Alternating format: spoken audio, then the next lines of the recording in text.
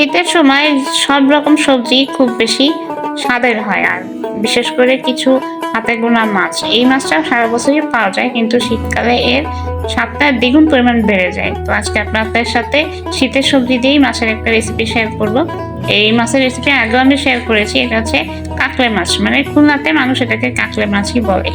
এখানে ফুলকপি, আলু, বরবটি, মটরশুঁটি দিয়ে মাছটাকে সুন্দর করে একটু ভুনা ভুনা করা হবে, সেটাই আমি আপনাদের সাথে শেয়ার করবো। এখানে প্রথমে পরিমাণ মতো তেল দিয়ে এখানে পেঁয়াজ কুচি দিয়ে পেঁয়াজটাকে হালকা একটু ভেজে নিয়ে যাবতীয় সব মশলা, লবণ, জিরা বাটা, রসুন বাটা, শুকনো মরিচ বাটা, পরিমাণ মতো হলুদের গুঁড়া সবটা দিয়ে সামান্য একটু পানি দিয়ে দিবেন, দিয়ে এটাকে সুন্দর করে একটু কষিয়ে নেবেন।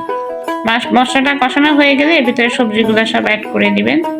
সবজিটা দিয়ে এটা খুব ভালোভাবে সবজির সাথে মশলাটাকে মিশিয়ে নিয়ে কিছু সময়ের জন্য এটাকে ঢেকে রাখবেন। কিছু সময় পরে এখানে দেখতে পাচ্ছেন, আর অন্যদিকে এখানে আপনি দেখতে পাচ্ছেন আপনারা মাছটা হলুদ লবণ দিয়ে মাখানো ছিল, ওটাকে নিয়ে হালকা একটু ভেজে নিয়েছি। এখানে সবজিগুলো যখন প্রায় একটু হালকা সেদ্ধ হয়ে আসবে, এখানে আরো যে যতটুকু পানির প্রয়োজন হয় এখানে অ্যাড করে দেবেন, দিয়ে এটাকে আবার খুব ভালোভাবে মিশিয়ে নেবেন। এরপরে কিছু সময় পর এখানে ভালোভাবে মিশিয়ে একটু নাড়াচাড়া করে নিবেন। এক পর্যায়ে এখানে এসে আবার একটু ঢাকনা দিয়ে রাখতে হবে।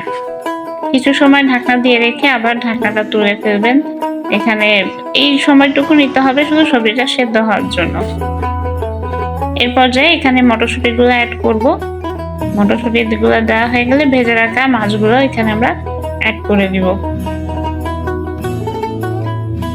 মাছটা দিয়ে আবার এটাকে আরো কিছু সময়ের জন্য আমরা ঢেকে রাখতে হবে।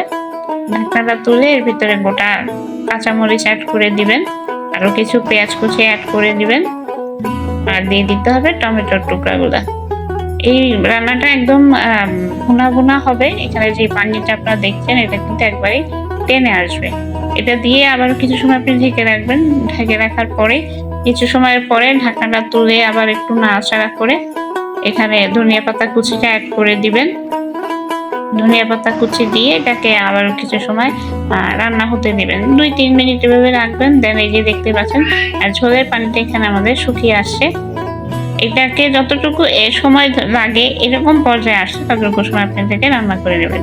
এপাশ ওপাশ ঘুরিয়ে ঘুরিয়ে নেবেন। এটাকে তেলের উপর উঠিয়ে নিয়ে আসতে হবে।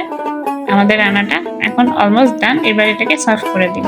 শীতের সময় এই মাছটার টেস্টটা খুবই বেশি ভালো হয়। আপনারা একবার হলেও এইভাবে রেসিপিটা ট্রাই করে দেখবেন। আশা করি আমার রেসিপিটা আপনার সব ভালো লেগেছে।